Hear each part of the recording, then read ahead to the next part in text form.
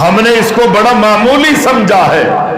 پیارے پیغمبر علیہ السلام فرماتے ہیں قرآن پڑھنے کی عادتیں ڈالو، قرآن مجید کی تلاوت کیا کرو۔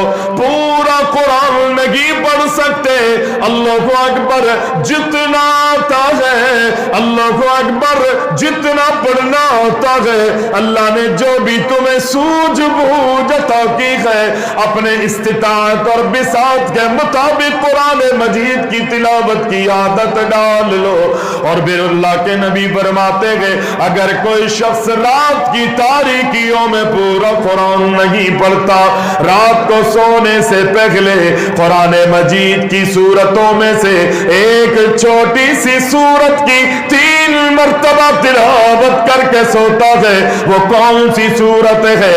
پیارے محبوب فرماتے گئے بسم اللہ الرحمن الرحیم، قل هو اللہ احد اللہ الصمد لم یلد ولم یولد ولم یکن له کفوا احد۔ اللہ کے نبی کائنات کے امام فرماتے ہیں روزانہ جب بستر پہ جاؤ سونے سے پہلے اس سورت کی 3 مرتبہ تلاوت کر لیا کرو۔ جب تم اللہ کی رضا کے لیے سورہ اخلاص کو 3 مرتبہ ادا کرو گے، اللہ اکبر، اللہ تم سے اتنا خوش ہوگا، اللہ تم سے اتنا پیار کرے گا۔